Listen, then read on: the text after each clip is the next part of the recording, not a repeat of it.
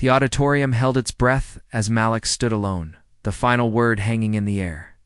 The same tongue they once mocked now shaped victory. With flawless grace, he spelled it tanned. History was made. Alika Dami's shoes scuffed gently against the waxed tile floors of Jefferson Middle School, the sound lost in the early morning chaos of slamming lockers and squeaky sneakers. The scent of bleach, sharpened pencils, and cafeteria tater tots clung to the air. Alec's fingers curled tightly around the worn strap of his backpack, the cloth frayed at the edges, a stark contrast to the brand-name gear the other kids carried. He stepped tentatively through the hallway, his dark brown eyes wide and observant behind thick, square glasses that kept sliding down his nose. His uniform and off-white polo shirt tucked into faded black trousers looked too neat, too pressed, like someone trying to make a good impression at a job interview rather than just trying to survive middle school. "Excuse me," he muttered, softly in his Nigerian accent, trying to edge past a group of towering boys blocking the hallway. "What did you say?" One of them snapped, mockingly leaning toward him. "Say that again, Jungle Boy?" Malik blinked, confused, unsure if he heard right. The boy tilted his head and let out a laugh. "Yo, did y'all hear him? He sound like a cartoon or something. Say banana or whatever." The others howled with laughter.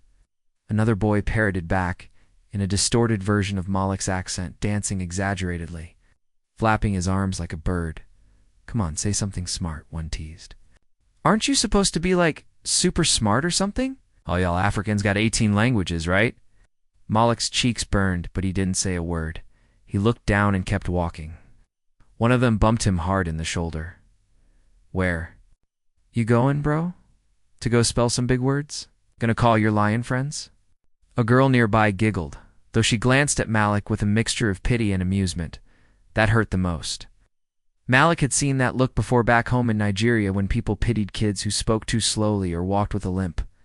Now he was that kid. He slid into his homeroom seat as quietly as possible. The desk creaked under his elbows as he opened his binder. A dog-eared composition notebook peeked out, the cover scribbled with fading blue pen. Ma, the word warrior. The room smelled faintly of whiteboard markers and fear. Ms. Danvers swept into the classroom 5 minutes before the bell. Tall, poised, and sharply dressed in a navy blue pantsuit, she had the kind of commanding presence that made students sit straighter without realizing it. Her voluminous afro framed her face like a lion's mane, and her gold hoop earrings glinted. In the light, as she moved, she spotted Malik immediately. Maybe it was the quiet way he sat. Maybe it was the open dictionary on his desk. Maybe it was because years ago she had been him. "Good morning, everyone," she said, setting her tablet. On the desk, her voice was calm, measured. "Before we begin, I want to introduce a new student. Malik Adeyemi.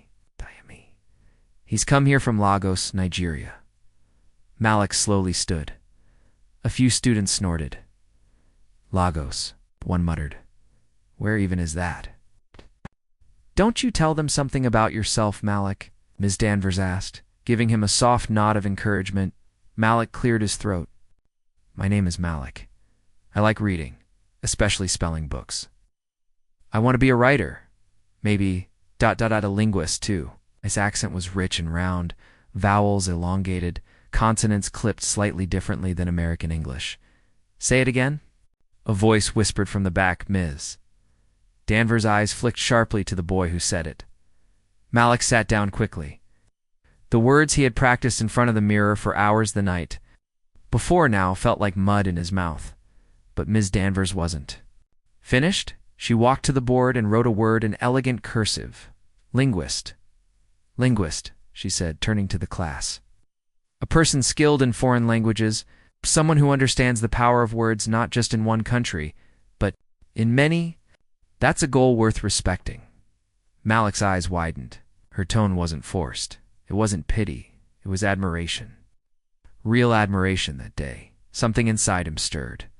At lunch, Malik sat alone. Not because he wanted to, but because no one invited him. Kids walked past, laughing, trading snacks, bumping fists. He opened his lunchbox, a plastic blue container his mother had packed with rice, beans, and a few plantains. He was about to take a bite when he heard it again. Oh my God, what is that smell? 3 girls walked by, scrunching their noses. One dramatically gagged. Dude, you gotta bring actual food, not ... whatever that is. Malik closed the lid quietly. He didn't respond. Not this time. Instead, he pulled out a small paperback book from his backpack. Words That Win, The Spelling Master's Guide. He began reading, lips moving silently, finger tracing syllables on the page. If words were weapons, he would be the most dangerous. Fight or alive. From the far corner of the cafeteria, Ms. Danvers watched him. Her arms were crossed. Her eyes sharp. 2 weeks later, the spelling bee sign-up sheet still fluttered limply on the bulletin board, mostly ignored. The hallway was filled with the usual chaos, shouting, running, laughter, but Malik walked with purpose. Every day since seeing that announcement, he had stayed after school, practicing Ms. Danvers noticed. While others saw a quiet, awkward boy with a strange accent and thick glasses, she saw the glint of focus, the fire of someone who had something to prove, not to others, but to himself. The classroom clock ticked steadily as Malik sat at a desk in the back, clutching a list of spelling words. The classroom was empty now, the late sun casting long shadows across the whiteboard. Ms. Danvers sat nearby, legs crossed, reading a copy of American Spelling Bee word list. Level 2. She wore the same sharp navy pantsuit, gold watch glinting as she turned a page. All right, she said, glancing up. Let's test your retention spell. ... single quotes. Malik sat up straighter. PHROH. Correct. How about ... single quotes. Emani. Moanise. Nice. She smiled. Last one for today. Unforeseeable. He blinked. You infos to perfect. Alec. Allowed a smile to stretch across his face, small and soft. I like how words make sense, he said. Even if people don't. Ms. Danvers closed the book gently. Else. That's exactly what I used to think. Malik tilted his head. You? I was born in Atlanta, she said. But my family's from Ghana? I got teased for how I spoke, the same way you do. But then I found books. I found language. And eventually, they stopped laughing. Why? Because, she said, leaning forward, eyes intense, I stopped letting them decide my value. Malik absorbed that in silence. You've got something rare, she added. You don't lash out. You study, you learn, you let your mind speak when your mouth can't. That's power. That evening, Malik walked home quietly, the sunset turning the streets golden. His neighborhood was old, but clean rows of modest townhomes, cracked sidewalks, and tiny trees struggling to grow. He clutched a folder of vocabulary lists, whispering each word aloud. A group of kids played basketball nearby. One of them Terrence. One of the worst bullies shouted, Yo, Malik, spelled this. L-O-S-E-R. The others laughed. Malik didn't stop. He didn't even turn. He just walked, whispering Lozhar, a noun, a person who insults others to hide their own fear. He could still hear their laughter, but for the first time, it didn't pierce him. The day of the school spelling bee arrived quietly, but for Malik, it felt like the Super Bowl. He wore his best shirt, clean white, with a collar that wouldn't quite stay down.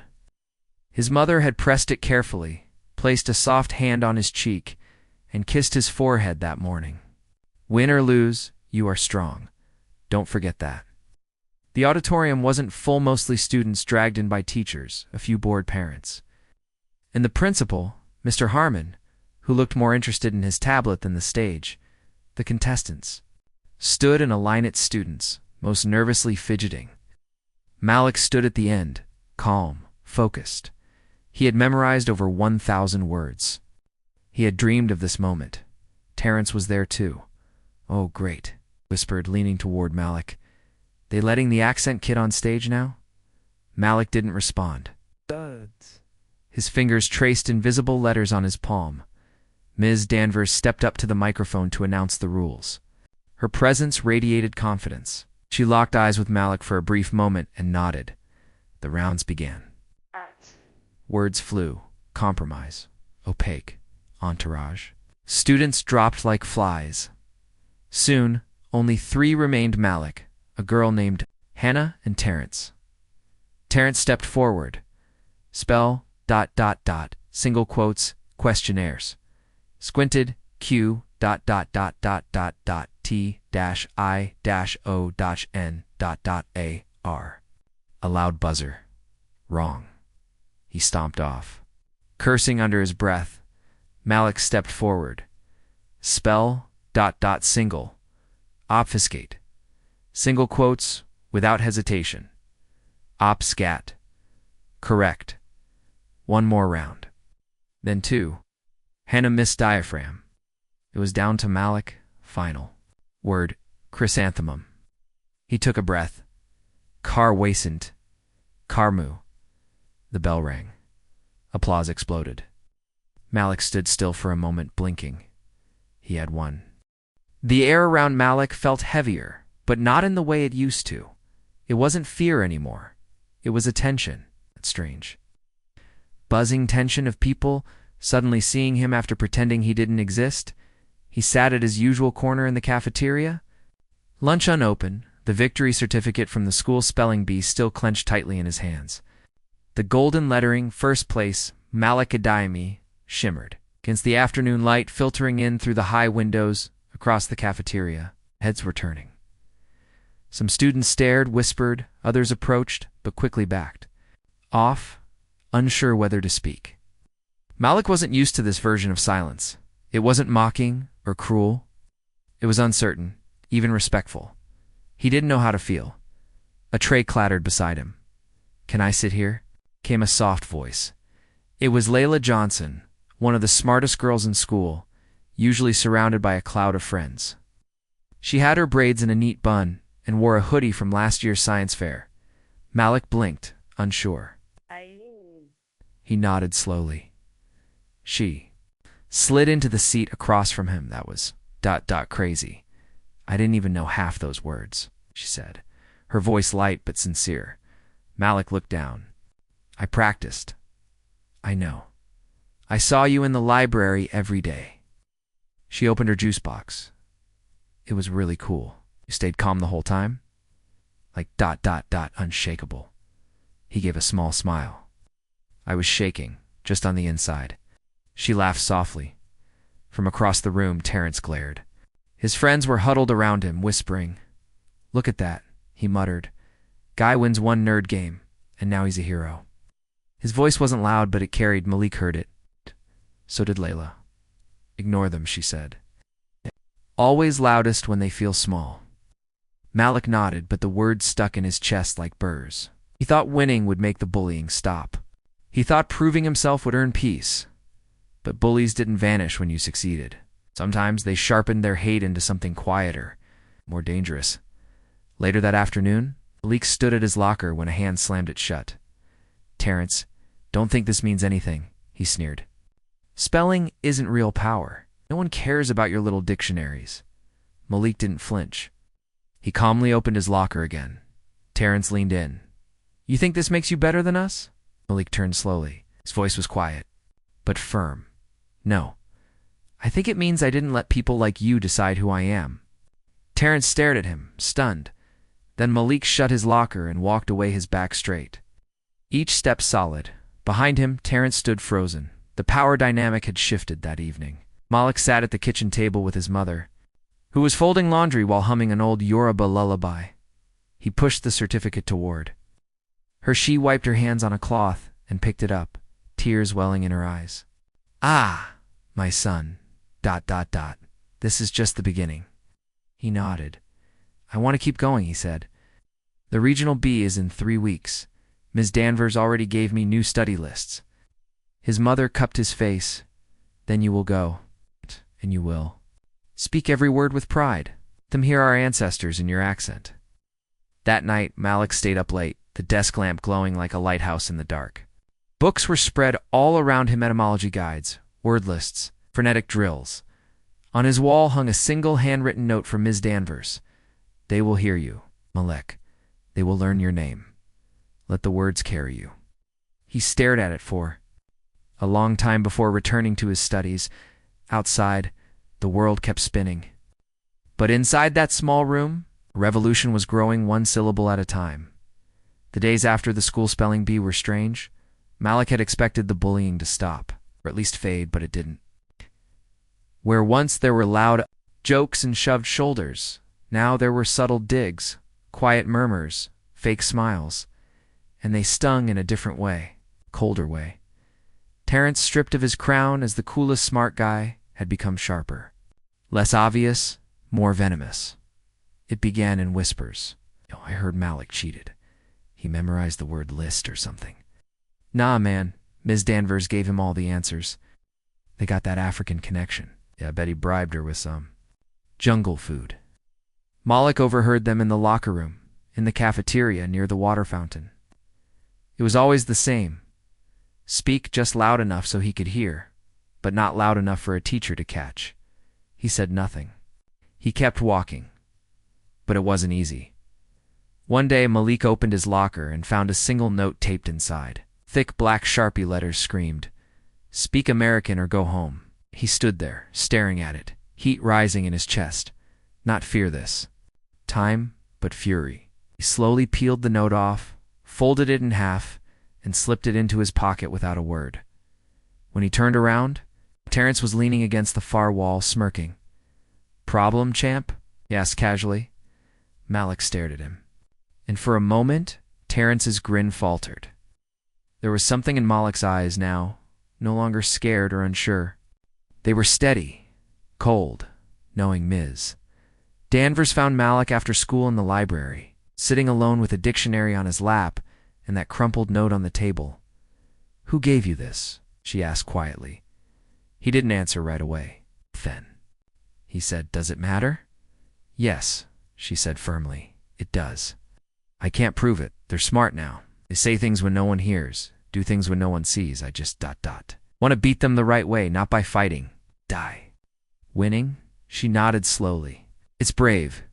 But know this. Silence doesn't always mean peace. It can also be permission." He looked up. "You can't let them think their whispers have power," she continued. "You take it away by speaking louder, standing taller." Malek took a deep breath. "I'll speak. On the stage. That's where I'll show them." She smiled, proud. "Then we prepare."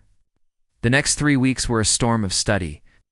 Every day after school, Malek and Ms. Danvers met in the classroom, dissecting word origins, spelling patterns, pronunciations, Greek, Latin, Arabic, French, German, Swahili. "Your accent is not a weakness," she said during one session. "It's a fingerprint. Unique, unapologetic." "But what if I pronounce something wrong at regionals?" Malik asked. "Then pronounce it your way with precision, with confidence. Language is alive and you are its voice." He wrote those words in the back of his notebook and underlined them 3 times. Meanwhile, Terrence and his friends weren't done. They began spreading rumors on social media, anonymous posts, mocking Malek's pronunciation, twisting his voice into audio parodies. One video even used AI to mimic his accent, saying gibberish.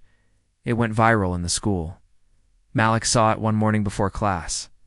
A group of students crowded around a phone, laughing. When he walked by, they got quiet. His chest burned.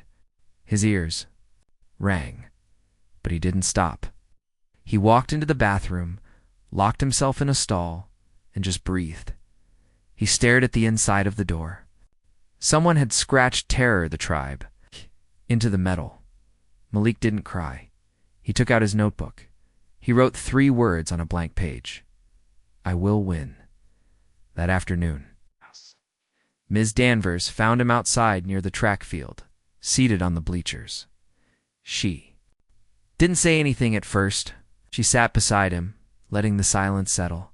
Finally, she said, "I saw the video." Nodded. "I've filed a report. There'll be consequences." He shook his head. "They'll just make new accounts. New jokes? Maybe. But you're still standing. That's what matters." I'm tired of being the bigger person, Malik whispered. You're not the bigger person because you forgive. You're the bigger person because you don't let their hate become your truth. He didn't speak.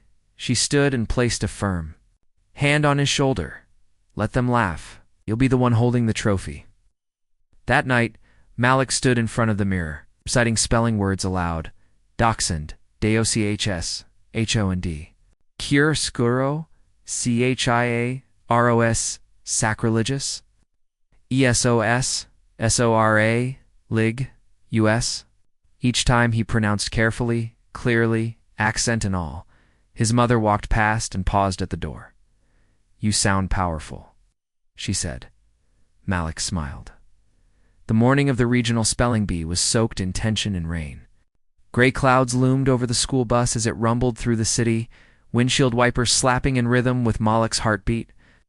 He sat alone near the back, backpack on his lap, fingers tracing letters onto his jeans, his ritual, a cross. The aisle sat Terrence, flanked by two boys from his neighborhood. Though Terrence hadn't qualified to compete his score in the school, be disqualified him, he had somehow convinced Principal Harmon to let him observe the regional event as part of a mentorship initiative. Malik wasn't fooled. Terrence hadn't come to watch, he'd come to sabotage. Inside the regional auditorium, the scale of the event hit Malik like a wave. The stage was massive, the lighting was bright. Cameras were mounted on tripods, streaming the event live to parents and local media. Dozens of students from different schools milled about, some pacing nervously, others repeating tongue twisters or stretching their mouths like athletes warming up. Most of them looked older, sharper, more polished.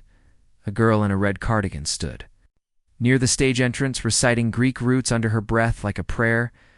A boy in a suit, vest, and body was doing mock interviews with his dad, spelling complicated words mid-sentence. Malik looked down at his sneakers. The laces were frayed. His white shirt was clean, but not new.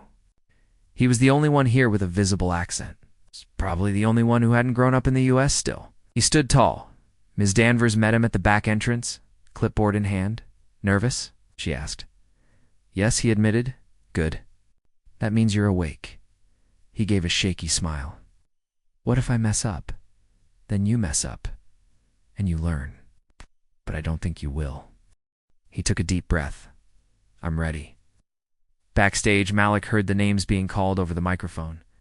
Contestant 12, Kayla Rodriguez from East Ridge Middle School. Contestant 13, Stephen Zhao from Marlowe Academy. Contestant 14, Malika Daimi. From Jefferson Middle School, he stepped onto the stage, heart thumping. The spotlight hit him square in the eyes. The auditorium was packed parents, principals, local reporters. And somewhere in the crowd, Terrence sat with arms folded, eyes locked on Malik. The first few rounds passed easily. Malik spelled ambiguous, celestial bureaucracy. Each time his voice was calm, precise, proud. His accent wrapped around each word like a ribbon, clear, measured, rich with purpose. A few audience members exchanged glances. The first time he spoke, by the third round, they stopped noticing. He was that good. By round 6, only 5 contestants remained. That's when it happened. Malik was called to the mic. The pronouncer said, Your word is ascetic. Malik blinked. He knew this one. He'd seen it just the night before. But then the sound system glitched. There was a buzz, then a crack-a-land. Suddenly the word came out garbled. Ah, set. Tick, the voice warbled. He paused. Can you repeat the word, please? Ascetic, the pronouncer repeated. But this time, Malik noticed something strange. A faint echo behind the mic. Subtle double pronunciations. Someone had tampered with the sound system. Was it deliberate? He glanced toward the crowd. Terrence was smiling. Ms. Danvers stood instantly. She had noticed too. Malik turned back to the mic. He steadied himself. Ascetic, he said slowly. Sit. A bell rang. Correct, but his hands were shaking. During the break, Miss Danvers marched up to the coordinator and whispered urgently. Malik couldn't hear, but he saw her eyes flash like fire. 10 minutes later, staff member unplugged the backup speaker system. Apparently, someone had installed a secondary transmitter. Terrence vanished from the audience. Shortly after final round, it was down to two. Malik and the red cardigan girl, Kayla. She was fierce, confident, and gracious. When Malik nailed the word phenomena, she nodded with genuine respect. Her next word, synecdoche. She stumbled, S-Y-N. K. No, wait, the buzzer rang. Malik was up again. The final word, pulchritude. He froze. It was a tricky one, not for the spelling, but because the word sounded ugly, but its meaning meant beauty, Ms. Danvers had once said. Pulchritude is proof that even something awkward can mean something wonderful. He smiled. Pulchritude. P-O-K-H-U-D. Ding. The bell rang clear. Applause erupted. Malik stood center stage as a regional champion. His accent rang through the microphone unapologetically, every word full of dignity. Reporters leave. Forward. Parents clapped. Students stared, and in the back of the room, Ms. Danvers wiped away a tear with her gold hoop-adorned hand. Malik looked out at the crowd not to seek validation, but to say one thing silently. This is my voice. This is my victory. You tried to break me. You only made me sharper. The days after Malik's Regional B victory blurred together in a whirlwind of headlines, congratulations, and quiet resentment. The school posted his picture on the bulletin board, the caption beneath reading, Jefferson Middle's first ever regional champion. Malika Daimi students whispered about him in the halls. Some nodded respectfully. Some avoided him altogether. A few tried to be friendly, but in that strange, performative way that made Malik feel like a museum exhibit. But others, they watched from the shadows, jealous, bitter, angry, and none more than Terrence. Terrence had been the king of silent power, the one who controlled laughter, who decided what was cool, who got to be smart without being called a nerd. But now, Malik, with his weird accent and Jungle Books, had stolen that spotlight, and he hadn't even tried. That made it worse. Much worse. It started again. Not loudly this time. Quiet. Calculated. One afternoon. Malik returned from pay to find his backpack unzipped, his spelling journal soaked with orange soda. The pages had warped bled ink and stuck together like wet leaves. He stared at the destruction. His jaw clenched. He didn't cry. Didn't scream. He cleaned it up the next week. A photo of him from the spelling bee stage appeared on the school's anonymous social account, but doctored. His eyes were crossed and fake speech bubbles surrounded him. Me speaky English real good. Kick ... shun ... airy. Is it food? The post went viral in the school. Over 150 likes in under an hour. Even some teachers saw it. But no. One said a word. Ms. Danvers stormed into the principal's office the next morning, her heels striking the tile like gunfire. Malik sat in a chair outside the office, clutching the warped spelling notebook he'd tried to salvage. Principal Harmon listened, but his face was passive. Boys will be boys, he muttered. And Malik seems fine. Look at him. Straight A's. Headed to nationals? Fine, Ms. Danvers shot back. He's winning despite this, not because of your protection. Malik remained silent in the hallway. He didn't want pity. He wanted peace. And more than peace, he wanted focus. That night, for the first time in months, Malik considered quitting. He sat in his room, lights off, blinds closed. The silence was heavy. He opened his notebook, the least damaged part, and flipped to a blank page. Then slowly he wrote, "Even when your voice trembles, speak. Even when they laugh, spell. Even when they burn the pages, write new ones." It wasn't a word list. It was a promise. The next morning, Malik walked into school early, earlier than anyone. He walked to the bulletin board, where his vandalized picture had been pulled down in its place. He posted a new one-hand drawn, carefully written in bold ink. It read, "The accent you mock. Built empires before you learned to speak." Ma, he signed it like an author. By second period, the whole school had seen it. By third period, someone had tried to rip it down, but someone else had taped it back up and written underneath, Speak, King. Terrence saw it too. For once he said nothing. The war he thought he'd won in whispers, ... had just been answered in words. Real words. Unshaken. Undeniable. Meanwhile, in the quiet of the English department office, Ms. Danvers received an email. Subject: National Spelling Bee. Malik Adayemi approved location: Washington. D.C. date: June 14. She smiled. This is it, she whispered. She printed the email, slid it into a folder, and wrote on the cover in thick black ink: For Malik, the final stage that afternoon. As she handed the folder to Malik, she looked him dead in the eye. You've been spelling to survive, Malik. Now you spell to win. Malik opened the folder and smiled. The final bell of the school year rang with its usual indifference. Long, mechanical, metallic. Students poured from classrooms like water breaking a dam, shouting, laughing, tossing paper into the air. But Malik didn't move. He sat at his desk in silence, staring at the sealed envelope in front of him. It had been hand-delivered during 7th period by a district coordinator. Heavy cream cardstock, gold lettering. The top corner bore the seal of the National Spelling Bee Foundation. Ms. Danvers stood beside him, hands folded, navy blue pantsuit spotless as ever, her afro catching the sunlight pouring through the window. Go ahead, she said softly. Malik swallowed hard and opened the envelope. Inside, a single letter and a plane ticket. He read the first line aloud. Congratulations, Malik Adayemi. You have officially qualified for the 77th Annual National Spelling Bee Championship in Washington, D.C. His hands trembled slightly. The next few weeks passed in a flurry of preparation. No more whispering insults in the hallway.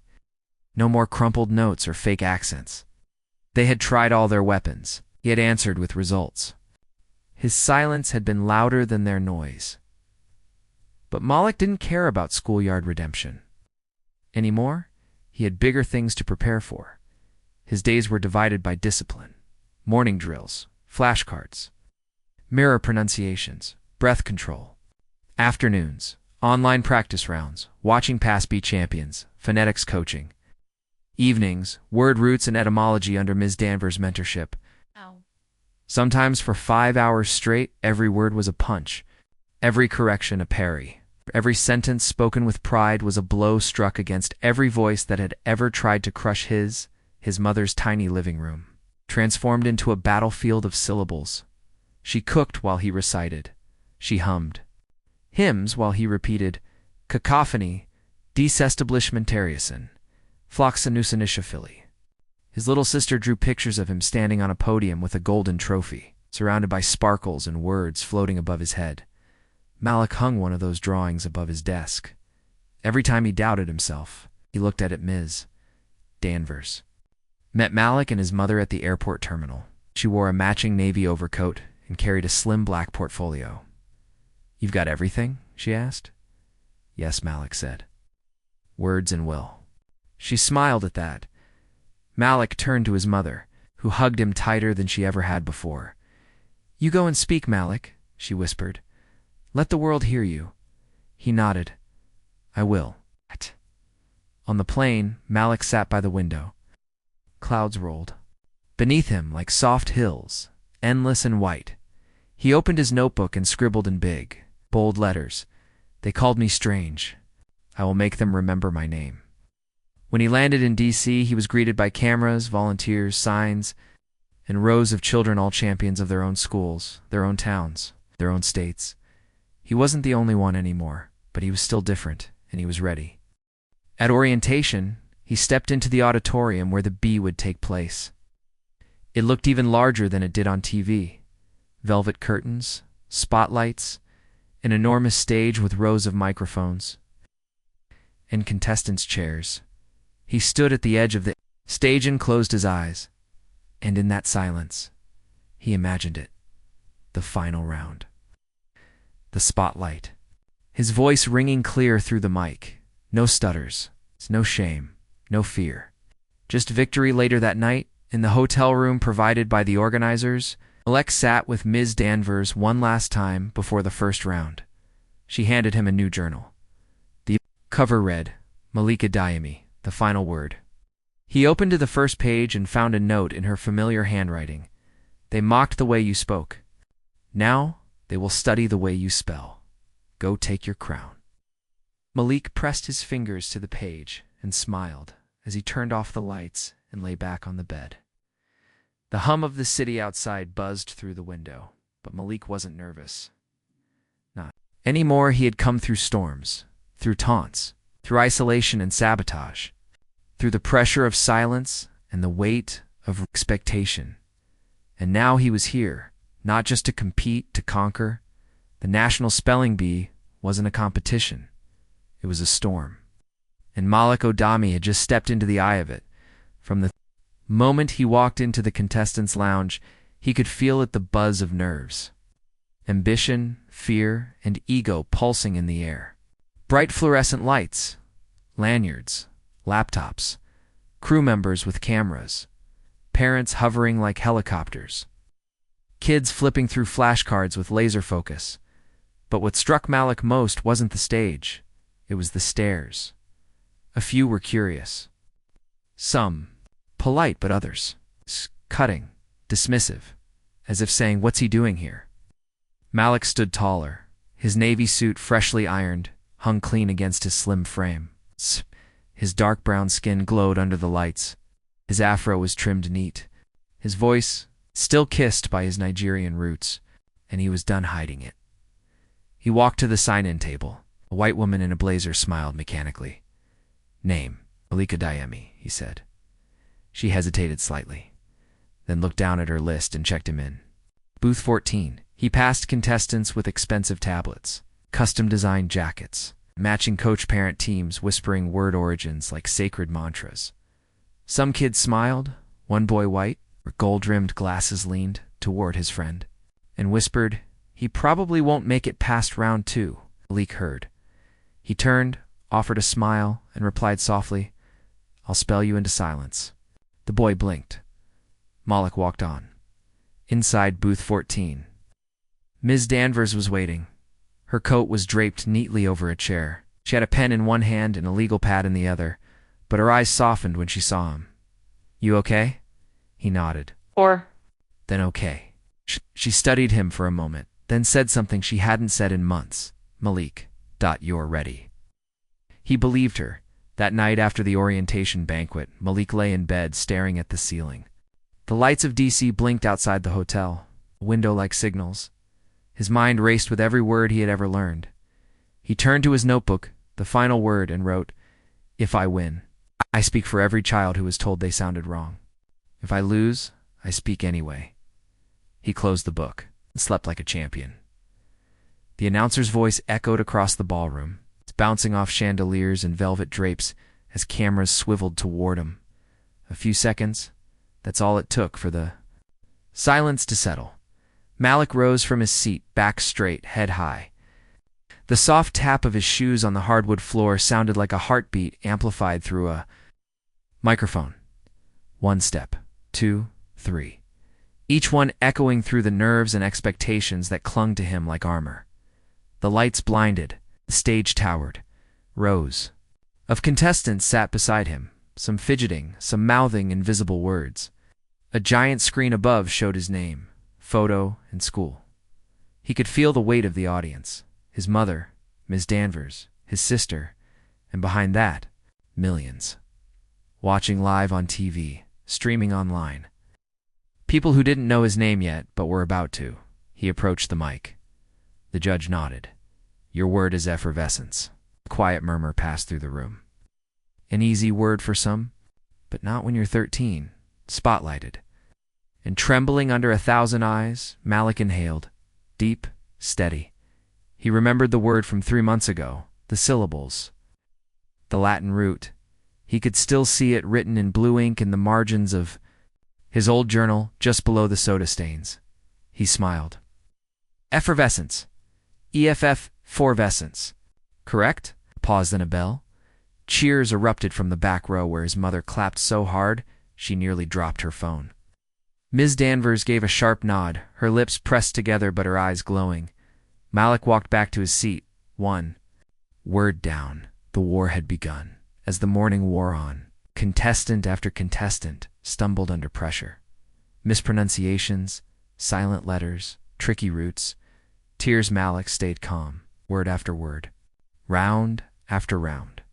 Parallelogram, vicissitude, iconoclast.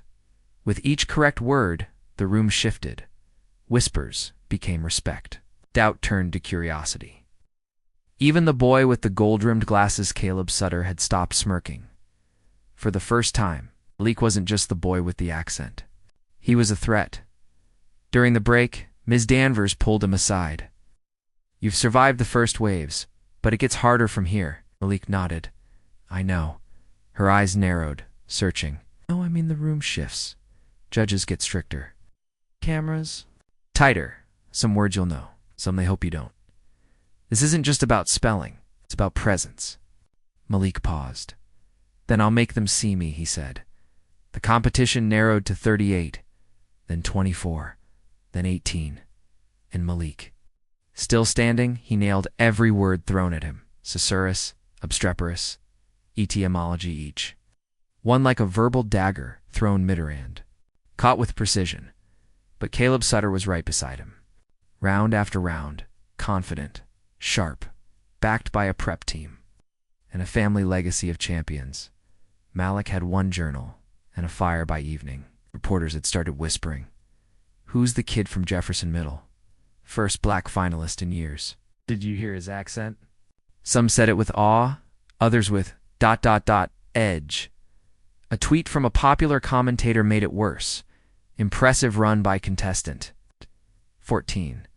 Accent's a little thick. But hey, talent speaks." It stung.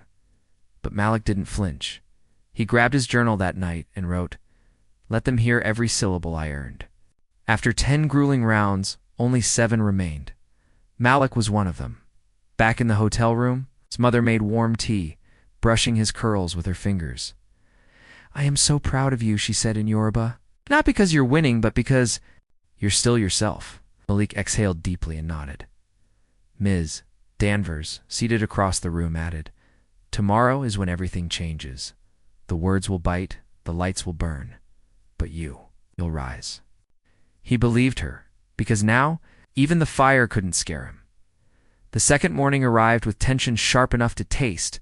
Malik stood at the hotel sink, washing his face in cool water. He stared at his reflection, the dark circles under. His eyes, the strong curve of his jaw, the shadows of pressure etched along his brow. He wasn't just tired. He was stretched, mentally, emotionally, spiritually, and yet he'd never felt more alive. On the way to the venue, the van hummed with silence. Ms. Danvers reviewed strategy notes. His mother silently prayed. Malik, he pressed his forehead. To the window, watching the blurred city pass. When they arrived, a producer pulled him aside. "Quick promo, Malik. Just smile. Say your name, your school, and one fun fact." He hesitated, then said clearly, "My name is Malika Daimi. I go to Jefferson Middle School. And my fun fact is, people used to laugh at my accent now. They clapped for my words." The camera guy blinked, then smiled. The ballroom had transformed. The stage now held only 7 chairs. Gold spotlights, a bigger audience. TV networks with full crews, live stream comments scrolling by the second. As he stepped up, Malik noticed something new. A man near the judge's table, pale skin, sharp suit, Bluetooth in his ear. Watching Malik too closely, he didn't blink, didn't smile, just assessed Malik. Looked away, but he filed the face in his memory. First round of the day. Brutal. The girl beside him, Manika, from Illinois, tumbled on me so morph. Double quotes gone. Another boy tripped on Tamesis. Gone. Caleb Sutter, still flawless.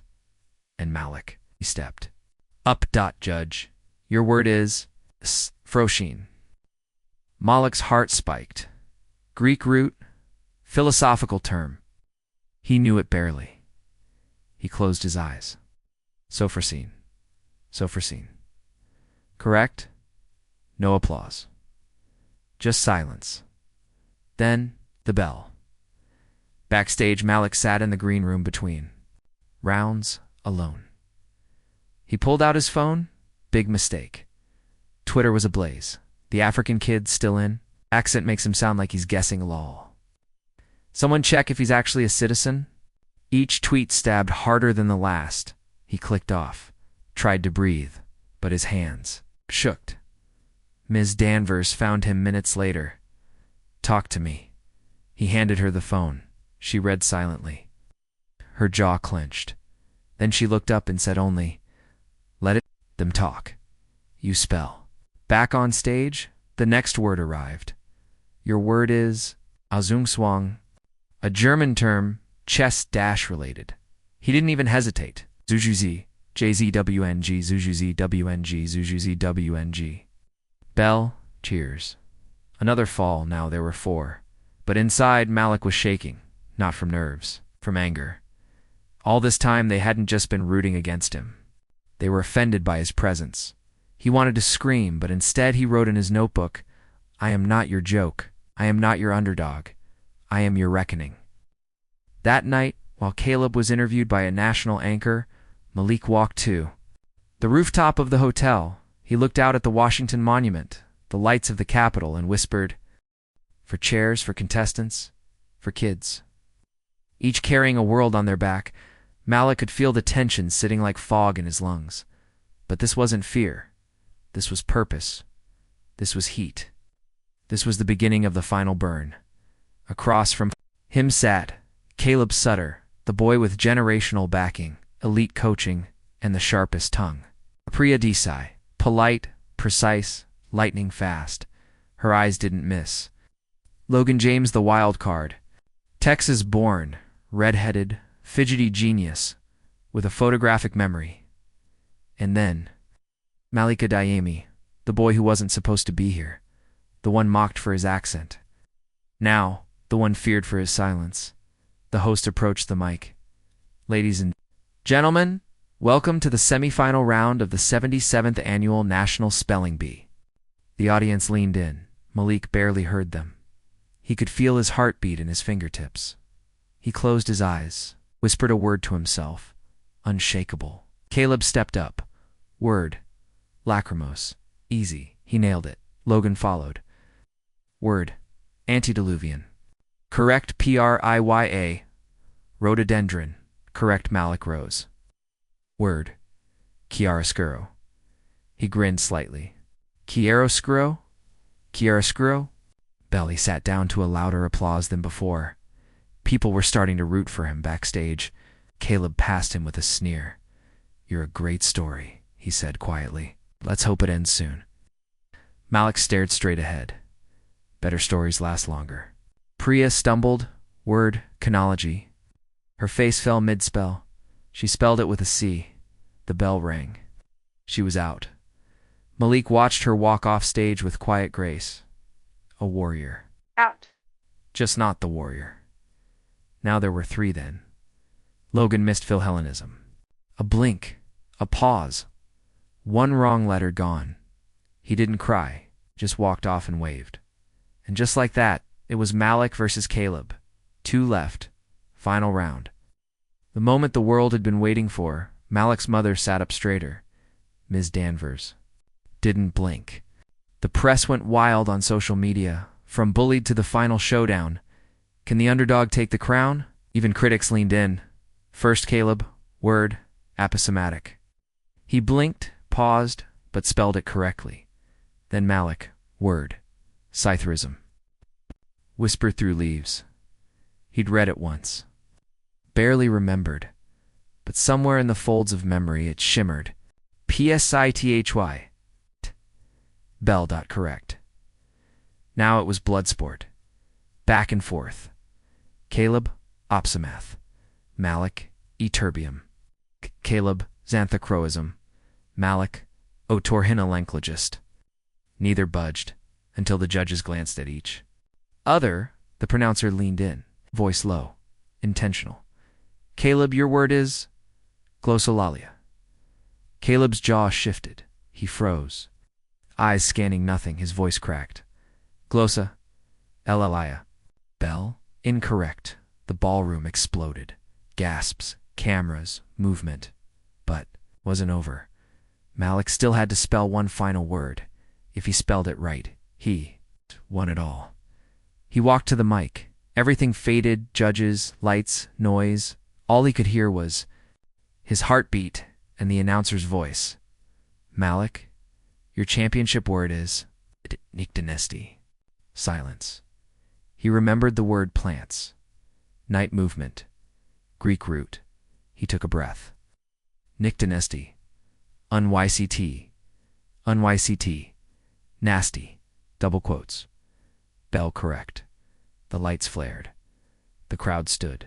Flashbulbs fired like stars collapsing. Alika Diami had won the National Spelling Bee. His mother rushed the stage. Ms. Danvers was already crying. Hand on her chest, Malik looked up at the ceiling, then down to the floor, where his shadow stood tall. They had mocked his voice. They had measured him by their own fear. And he had answered with power. That was the first question thrown at Malik, less than 5 minutes after he stepped off stage. Not, how did you prepare? Not, what does this victory mean to you? No, it was identity first. Like his color came before. His craft. Like his accent was still a topic of curiosity instead of celebration. But Malik didn't flinch. He smiled into the camera and answered. It feels like everyone who ever laughed at how I spoke just learned how to listen. The next 24 hours were a blur. Interviews with CNN, ABC, NPR, TikTok edits of his winning moment went viral. Hashtags trended. Hashtag Malik the Magnificent. Hashtag Spell with Pride. Hashtag Accent Power. People reposted old footage from his local spelling bees facially. The infamous clip where Bullies mocked him on stage during 6th grade, side by side. Edits. Then verses now. Malik watched one on his phone that night. It had 2.4 million views already, but he couldn't watch it all. Too much. Not everyone was cheering. He read the comments. Even though Ms. Danvers told him not to. Spelling bee gone woke. He won out of pity. Accent, though. Does he even understand English properly? Didn't surprise him, but it still hurt. His mother found him sitting by the hotel room window, staring into the rain. She knelt beside him. Malik, let them choke on their bitterness. You've already given them something they'll never forget. Your brilliance. 2 days later, while packing to leave D.C., a handwritten envelope slid under the hotel door. No return address. Malik opened it. Asterisk Malik, I was one of the people who laughed at you in 7th grade. I called you names, made jokes about your accent. I thought it was funny. It wasn't. Watching you on that stage changed me. You made me realize how powerful language is. How careless I've been with mine. I'm sorry. Anonymous asterisk Malik stared at the note for a long time, then folded it gently and slid it into his journal. When Malik returned to Jefferson Middle School, 1,000 voices roared in celebration. Banners, balloons, classmates cheering. Teachers tearing up, even Principal Monroe, who once told him to tone it down. And he'd used a big word in 6th grade, gave him a hug. And yet, ... Malik didn't feel finished. He'd won, yes, but he hadn't changed the world yet, only his place in it. A week later, he stood in front of the school assembly, holding a mic. Quiet, calm, confident. He looked out over the sea of student skids, who once whispered about his voice, now leaning forward to hear it. When I was younger, people laughed when I spoke. Some told me to speak normal. Others acted like I didn't belong in honors classes. But the truth is, there's no such thing as a wrong voice, only voices people are too small to understand. I didn't change who I was to win. I changed what winning looks like. Silence, then thunderous applause. And somewhere in the back of the gym, a few bullies stared at their shoes. That night, Malik opened his journal, the final word, and wrote one last note under part 2.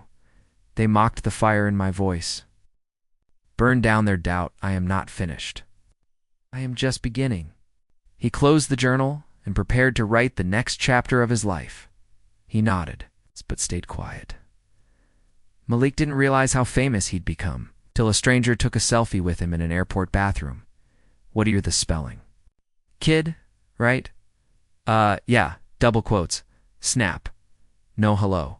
No context. Just a photo, like he was a prop, a trophy. Winning the National Spelling Bee came with more than a trophy and scholarship money. It came with an obligation. TV interviews, morning shows, podcast appearances, even a guest segment on Good Morning America. They flew him coast to coast, from a literacy charity event in Atlanta to a TEDx youth conference in Seattle, to a Black Excellence Gala in Chicago at first. Oh, yes. It was surreal. We want you to inspire others, Malik. Speak on resilience. Give them hope. And he did, with poise, with honesty. But each time he felt like he was playing a version of himself people wanted to hear. A major network booked him. For a late-night slot, lights, makeup, handlers, applause signs, the host leaned forward, smiling, teeth gleaming.